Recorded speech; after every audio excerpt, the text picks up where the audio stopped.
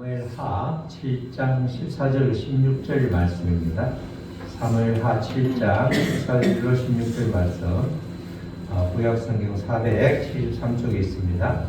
사무엘하 7장 14절로 16절 말씀, 한 절씩 분간을 읽겠습니다.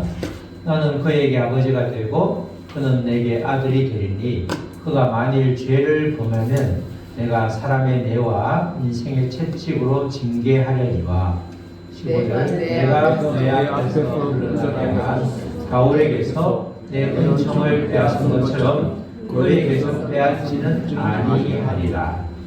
16절 다같이 내 집과 내가 내 앞에서 영원히 보존되고 내 왕위가 영원히 경고하리라 하셨다 하라. 아멘. 오늘 다같이 제목 시작. 하나님은 나의 진짜 아버지이십니다. 이런 말씀입니다. 구약 성경에는 하나님께서 약속하신 언약이 몇 가지가 있습니다. 여러 가지가 있는데 아브라함 언약, 모세 언약, 또 이삭에게 준 이삭 언약, 야곱 언약이 되어 있는데 그 중에 가장 대표적인 것이 아브라함과 약속한 아브라함 언약과 또 그 다음에 다윗과 약속한 다윗의 언약이 있죠. 아브라함 언약은 다 언약이 다 마찬가지죠. 전부 일방적으로 하나님께서 찾아와 주셔서 맺어주신 언약입니다.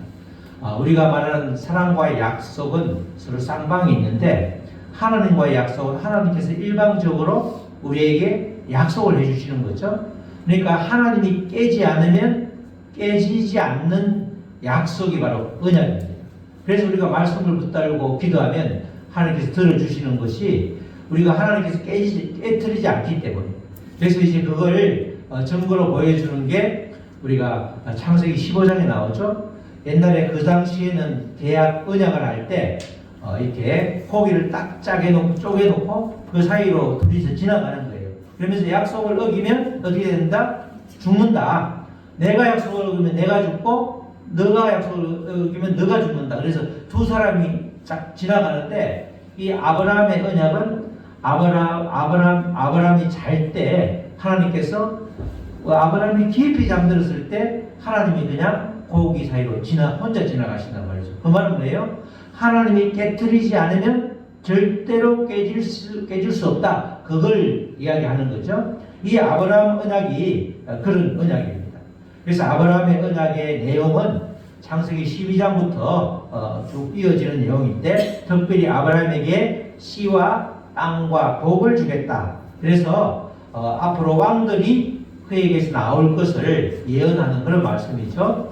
창세기 12장 이전에 우리가 워낙 많이 읽어서 잘 아는 말씀이기도 하고 또 처음 보는 말씀도 처음 보시는 분들은 처음일 텐데 우리 창세기 12장 2절 다 같이 한번 읽겠습니다. 시작. 내가 너로 큰 민족을 이루고 내게 복을 주어 내 이름을 창대하게 하리니 너는 복이 될지라. 이렇게 말하죠. 아멘. 이게 아브라함 언약입니다. 아브라함 언약은 이스라엘 민족의 형성과 함께 막연한 왕권을 약속한 것인데 이를 구체적으로 표시한 게 발전시킨 것이 바로 다윗 언약이죠. 다윗 언약은 이스라엘 민족이 어떻게 하나님의 통치를 받는 나라로 이렇게 이루어지는지를 보여주고 있습니다. 아브라함 언약을 구체화시킨 게 다윗 언약이다 이렇게 볼 수 있는 거죠. 아브라함의 언약과 다윗 언약은 모두가 다 하나님의 신실함의 기초를 둔 은혜 언약이라고 하죠. 은총, 헤세드라고 하는데 은혜 언약이다 이렇게 말하면서 공통적인 것은 예수 그리스도께로 나가는 하나의 목표를 두고 예수 그리스도로 귀결되는 종착역이 예수 그리스도가 되는 그런 언약이라는 점에서 공통점이 있죠.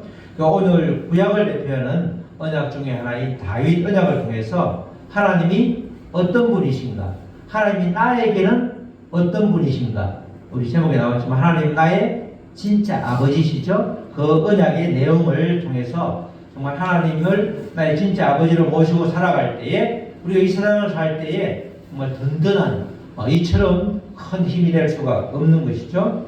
다윗은 하나님으로부터 왕으로 택함을 받았는데 사무엘을 통해서 그러죠. 하나님의 마음에 어떤 사람? 마음에 맞는 사람.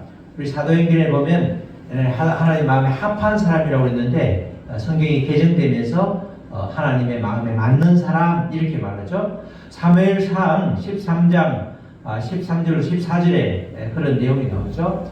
사무엘이 사울에게 이르되 이제 사울이 지금 제사장이 아닌데 제사를 지내가지고 지금 질책을 받는 장면이죠.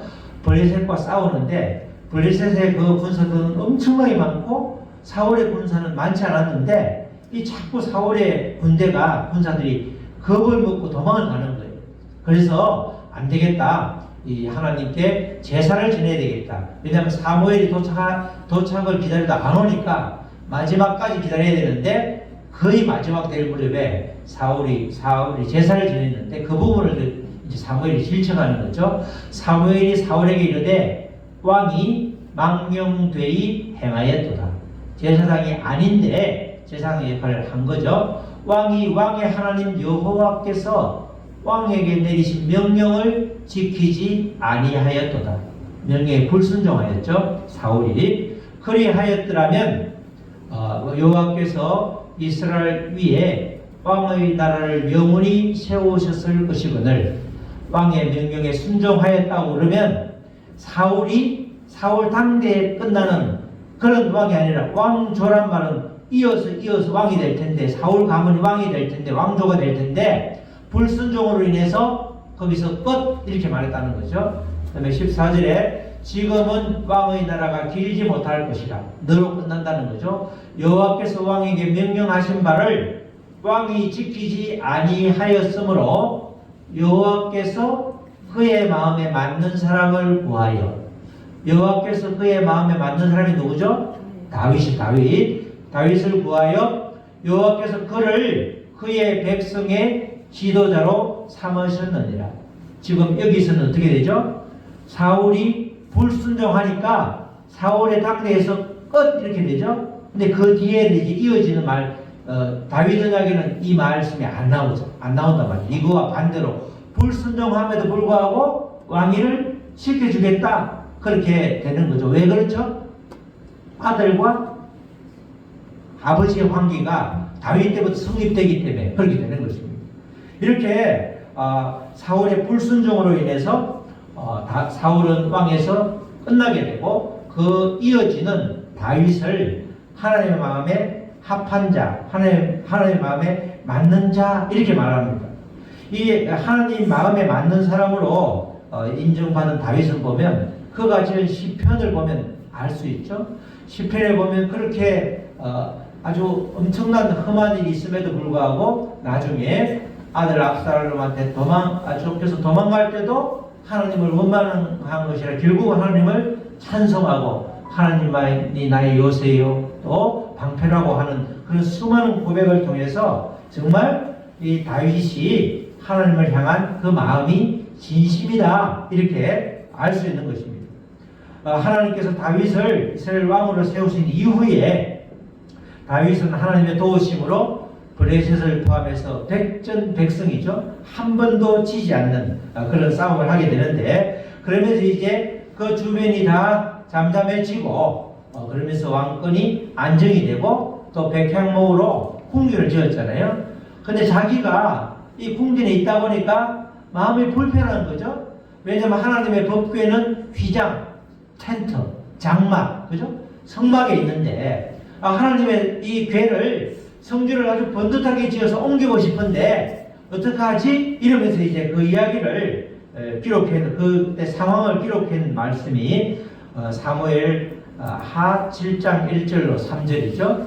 사무엘 하 7장 1절로 3절에 여호와께서 주의 모든 원수를 무찌르사, 그죠? 하나님께서 다윗과 함께 하시니까 여호와께서 무찌르 주는 거죠. 왕으로 궁에 평안히 살게 하신 때에 2절 왕의 선지자 나단에게 이르되 볼지어다. 왕이 선지자 나단에게 이르되 그 당시 선지자 나단과 왕이 대화를 하고 있는 거죠. 볼지어다. 나는 백향목궁에 살거늘 하나님의 궤는 휘장 텐트 가운데 있도다. 3절 다같이 시작. 나단이 왕께 아뢰되 여호와께서 왕과 함께 계시니 마음에 있는 모든 것을 행하소서 하니라. 뭐라죠? 다윗 나단이 이야기를 들으면서 이제 왕께서 마음 잡수는 대로 하십시오. 성전도 당연히 건축해도 뭐가 하자가 있겠습니까? 뭐가 잘못된 겁니까? 성전도 건축하십시오. 그렇게 나단이 이렇게 다윗의 마음을 알고 또 다윗이 진짜 그 마음이 성전을 건축하고자 하는 마음이 진심임을 알고 이렇게 옆에서 이야기를 하죠. 근데 그날 밤에 성경을 보면 나단에게 이제 하나님이 나타나셔서 하시는 말씀이 있었죠. 성전을 짓는 것 정말 진심인 걸 알고 있지만 나는 성전에 갇힌 그런 하나님이 아니다. 다윗이 성전을 짓는 것을 하나님께서 완곡하게 거절하시면서 그 다음에 왕이 성전을 건축하고 너는 성전 건축하는 것을 그만두라 이렇게 말한단 말이죠. 여러 가지 피를 많이 흘렸으니 있는데 객관적인 성경의 정언에 의하면 일단 하나님께서는 다윗이 성전을 짓는 것을 허락하지 않으셨다 이렇게 말할 수 있는 겁니다. 그러면서 이제 이어지는 쭉 말씀이 하나님께서 나단 선지자에게 이야기하는데 이제 우리 오늘 읽었던 사무엘하 7장 14절로 16절까지 다윗에게 언약을 주고 있죠. 14절에 나는 그에게 아버지가 되고 그는 내게 아들이 되리니 아버지와 아들 관계 이제 요들 성경을 보면 양자 관계죠. 그런 관계인데 그가 만일 죄를 범하면 어떻게 되죠? 바로 전에 사울이 죄를 범하니까 사울을 탁 끝내버렸잖아요. 아니 이건 아니죠. 아버지와 아들이 되니까 그가 만일 다윗 왕조의 왕들이 죄를 범하면 내가 사람의 매와 인생의 채찍으로 심판하는 것이 아니라 뭘 한다고요? 징계하리니 이 말은 멸하지 않겠다는 거예요. 전혀 다르죠. 사울에게는 그런 이야기가 없었는데 다윗이 정말 진심을 아니까 하나님께서 계속 함께 하셨고 블레셋을 포함해서 주변의 모든 족속들을 아우르게 하셨는데 나는 그에게 아버지가 되고 그는 내게 아들이 된다. 아버지와 아들 관계가 성립하니까 설령 죄를 범한다 할지라도 죄에 대한 대가를 받지만 징계하는 차원이지 다시 회복을 위한 전제로 징계를 내리는 거지 그를 심판에서 끊어내는 차원이 아니라는 겁니다. 그렇죠? 이렇게 15절 그 다음에 다시 반복하죠. 내가 내 앞에서 물러나게 한 사울에게서 내 은총을 빼앗은 것처럼 그죠? 왕위를 단절시켜서 왕조를 못 이뤘는데 그런 것처럼 그에게 빼앗지는 아니하리라. 그는 다윗이죠. 다윗에게는 그렇게 하지 않겠다. 아들과 아버지의 관계니까 특권이 되는 거죠. 이런 관계를 다윗에게는 허락한다. 다윗 왕조에게는 허락한다. 이렇게 확실하게 선포를 하는 것입니다. 이렇게 나는 그에게 아버지가 되고 그는 내게 아들이 된다. 이 선언은 결국은 이스라엘 왕권의 성격을 명확하게 말씀하심과 동시에 장차 다윗의 후손에서 메시아가 태어날 것이다. 그것을 예표하는 그런 말씀이 되는 것이죠. 고대 근동에서는 우리도 그렇지만 특히 애굽이라든가 고대 근동에서는 이방 국가들도 왕을 신의 아들로 부르는 경우가 많았잖아요. 그 파라오 그죠? 바로도 신의 버금 같잖아요. 근데 이 경우에는 전부 북한의 김정은이처럼 그 가문처럼 왕을 신격화하는 거죠. 왕을 위해서 신을 이용하는 신격화하는 차원이 있는데 14절 방금 선포한 이 아버지와 아들의 양자 관계는 하나님과 여호와 하나님과 그 다윗과의 인격적인 관계를 전제로 하기 때문에 전혀 하나님을 빙자해서 신격화시키는 그런 차원하고 전혀 다르죠. 그래서 하나님의 통치권을 이 땅 위에서 대행하는 대리 통치자가 되었다. 다윗 가문이 그렇게 말하는 거죠. 그래서 사실은 나중에 이 약속 때문에 다윗 왕조는 끝까지 가죠. 그 남과 북으로 탈로몬 이후에 남과 북, 남유다, 북이스라엘에서 남유다, 유다 지파는 남유다를 이어가는데 남유다 왕은 왕은 바뀌지만 왕조가 한 번도 안 바뀌었잖아요. 북이스라엘 수시로 이렇게 암살하고 또 왕조가 바뀌고 반복했는데 다윗 왕조는 바뀌지 않았잖아요. 하나님의 신실한 약속이 결국은 다윗 왕조의 범죄를 덮는 거죠. 다윗 왕조의 범죄보다 하나님의 신실함이 훨씬 크기 때문에 그렇게 은혜가 임하는 겁니다. 하나님의 은혜, 다른 말로 헤세드라고 그러죠. 제가 최근에 주변에 보니까 교회 이름도 헤세드 교회라고 하는 데가 있더라고요. 이 하나님의 은혜가 이 다윗 왕조의 죄악을 오히려 더 크기 때문에 덮어봄으로 인해서 그런 은혜, 계속해서 왕조가 이어지는 것을 우리가 볼 수 있는 것입니다. 이런 특별한 관계이기 때문에 그 다윗 왕도 큰 죄를 짓죠. 바세바를 범하는 전장에 나가 있는 그 우리아의 아내를 그렇게 취하는 그런 엄청난 범죄를 저지름에도 불구하고 그가 회개할 때 용서하는 것은 이렇게 이 하나님의 그런 약속, 다윗 언약에 근거해서 그렇게 되는 것입니다. 깨어지지 않는 다윗 언약이다 이렇게 볼 수 있는 거죠. 다윗의 후손들에게 아들이라는 신분이 부여됨으로써 이런 엄청난 특권을 누리게 되는 것입니다. 하나님의 구원 역사는 이렇게 다윗 언약처럼 그렇게 인간의 우리 사람들의 공로나 나의 노력이나 그런 결과물이 아니라 하나님의 일방적인 은혜다. 하나님의 신실하심이다.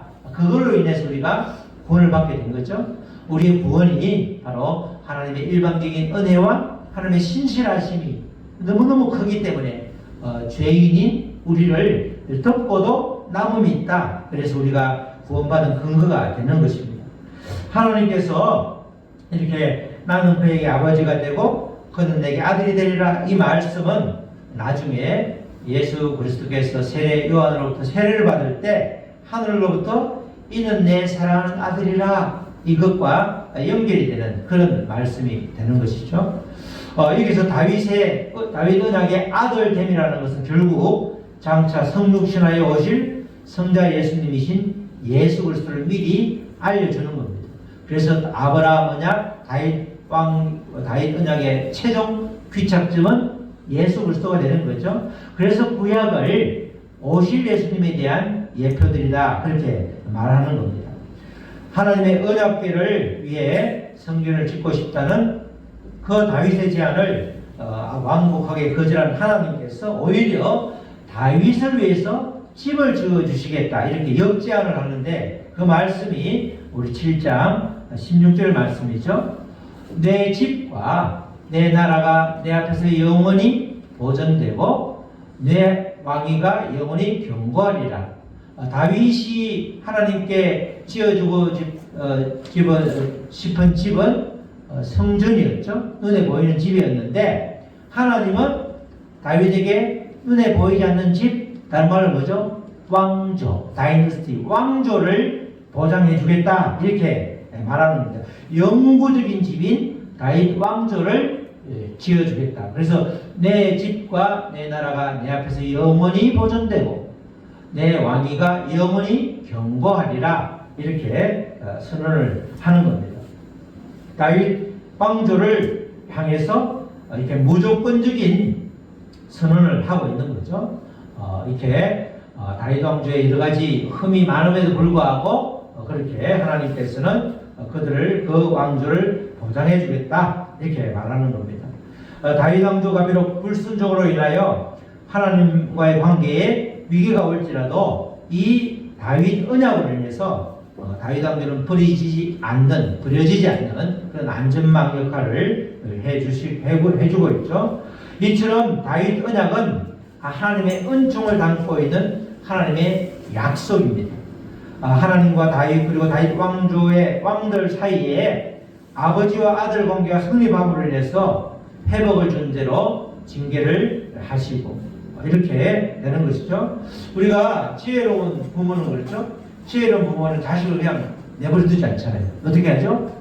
매를 매로 다시 어릴 때는 매로 다시라든지 해서 징계를 해서 돌아오게 하잖아요. 근데 전혀 그렇지 않은 경우가 있죠.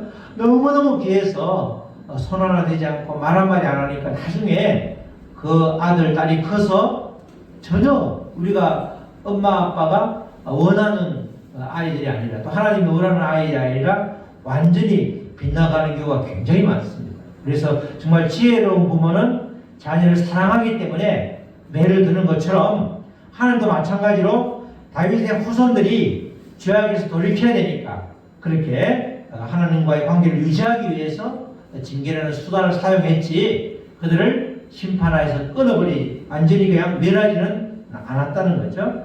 하나님의 백성이 겪는 고난도 마찬가지입니다. 우리가 받는 고난도 버림받음의 징표가 아니라 오히려 하나님의 통치 아래 있다는 강력한 확증이다. 우리가 때로는 이렇게 여러 가지 고난이라는 징계를 받을 때에 그 고난이 왜 내가 이런 고난을 받는가 왜가 아니고 하나님의 자녀가 분명하기 때문에 다시 돌아오라는 다시 회개할 거리가 있든 아니면 여러 가지 주변에서 하여튼 우리가 하나님의 영광을 드러내지 못했다고 하면 그것을 드러낼 수 있도록 기회를 주시는 거지 하나님의 사랑의 확정이지 그게 결코 우리를 심판하는 것이 아니라는 겁니다. 하나님의 신실하심이 우리 인간의 실패를 듣고도 남음이 있기 때문에 실제로 다윗의 후손들이 살아남을 수 있었고 우리가 구원받을 수 있었다는 것입니다. 눈에 보이는 다윗 왕조는 기원전 487년에 시드기야 왕을 끝으로 끝나는 것처럼 보이지만 그 이후에 400년의 침묵 이후에 예수님께서 다윗 왕조를 실제로 이어받는 것이기 때문에 그래서 아주 절망적인 시기에도 선지자들은 계속해서 다윗의 무너진 장막을 다시 일으킬 것이다 이렇게 전부 이사야, 에레미야, 에스겔 다 예언을 하고 있는 것이죠.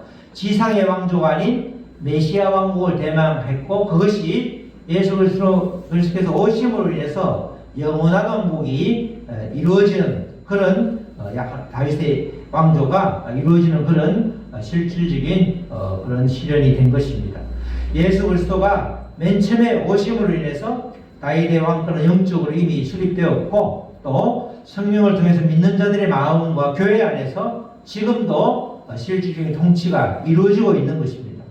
다윗은 자기 자신의 이름을 창대하게 하려는 야망이 아니라 하나님의 이름을 위하여 집을 짓고자 했고 또 하나님은 그 중심을 보시고 영원한 이름과 나라를 선물로 주신 것입니다.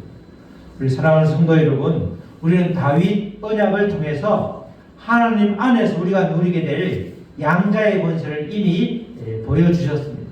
우리는 하나님과의 양자의 관계이기 때문에 그 다윗과 다윗 왕조가 무너지지 완전히 이렇게 심판받는 것이 아니라 때로는 징계를 받긴 했지만 그대로 유지된 것처럼 우리도 마찬가지라는 거죠. 우리에게 비록 잔잔한 고난 또는 붉은 또 심한 아주 우리가 어떨 때는 정말 이게 뭔가 넘지 못할 산처럼 보이는 고난이 올지라도 그것은 징계에 불과하다. 그렇게 우리가 생각하면서도 실제이기 때문에 하나님을 의지하면 그 고난의 산을 얼마든지 넘을 수 있는 것입니다. 우리의 신분을 정확하게 우리가 인식하고 그에 맞는 행동을 할 필요가 있는 거죠. 우리는 전부 신분이 변화된 사람이죠. 그죠? 마귀와 죄의 종에서 하나님의 자녀로 변화됐는데 여전히 마귀와 죄의 종노릇을 하고 있다고 그러면 신분과 전혀 어울리지 않는 그런 삶을 살아가기 때문에 우리에게 고난이 당연히 있는 게 지극히 정상적인 거죠. 신분이 변화돼서 하나님의 자녀를 온전히 누리고 있다고 그러면 죄와도 멀리하게 되고 우리에게는 고난이 굳이 필요가 없는데 하나님께서 하나님의 자녀가 그 길을 온전히 가지 못하니까 돌이켜서 다시 오게 하려고 우리에게 그렇게 징계를 준다 이렇게 우리가 볼 수 있는 것입니다. 하나님은 절대로 우리를 포기하지 않으시죠. 그래서 때로는 사람 막대기를 사용하기도 하고 때로는 그렇게 이 인생 채찍이라는 것을 사용해서 우리를 돌이키게 해 주시는 것입니다. 다윗의 언약은 역사 속에서 실패한 것처럼 보였던 순간에도 여전히 살아있는 하나님의 등불이 되어서 계속해서 영향력을 미치고 있는 것입니다. 다윗 언약은 과거의 약속이 아니라 그리스도 안에서 이미 시작되었고 장차 완성될 영원한 하나님 나라에 참여하는 모든 성도들의 신앙 고백이자 또 앞으로 펼쳐질 하나님 나라를 구하는 근거가 되는 것입니다. 우리 믿음의 성도들이 삶의 자리에서 겪는 고난은 하나님의 버리심이 아니라 아들로 대우하시는 인생 채찍이다. 이 점을 꼭 기억하시고 항상 그 고난 그 너머에 있는 하나님의 은총을 신뢰하면서 나아갈 때에 하나님은 진짜 우리들의 아버지가 되시고 또 우리는 그 주님을 누릴 수 있는 것입니다. 정말 아버지 진짜 아버지가 하나님이신데 그 아버지를 전혀 누리지 못하면 양자로서 확실하게 우리가 하나님의 유업을 받은 사람들인데 그것을 누리지 못한다는 것은 정말 엄청난 우리에게는 기회의 손실이 되는 것입니다. 우리 모두 정말 하나님의 온전한 자녀로서 다윗 언약의 실천자로서 이 땅을 살아갈 때에 우리는 모두는 다 복된 삶을 누릴 수 있는 것입니다. 올 한 해뿐만 아니라 우리 생명이 다하는 날까지 하나님의 진짜 아버지이심을 붙잡고 승리하는 저와 여러분 되시기를 주님의 이름으로 축원합니다. 아멘. 우리 성찬이 있기 때문에 바로 말씀 붙들고 기도하겠습니다. 하나님 진짜 나의 아버지이십니다. 이 말씀이 실제가 되게 하여 주시옵소서. 다윗 언약으로 인해서 다윗 왕조가 결코 멸하지 않고 망하지 않은 것처럼 우리도 하나님의 자녀이기 때문에 때로 고난이 있을지라도 그것은 단순한 징계에 불과하지 하나님의 사랑을 끊어버리는 사랑을 거둔 게 절대 아님을 깨닫고 아버지의 소망을 갖고 살아갈 수 있도록 다시 일어설 수 있도록 우리를 도와주시옵소서. 우리 다 같이 기도하시겠습니다. 하나님 아버지 감사합니다.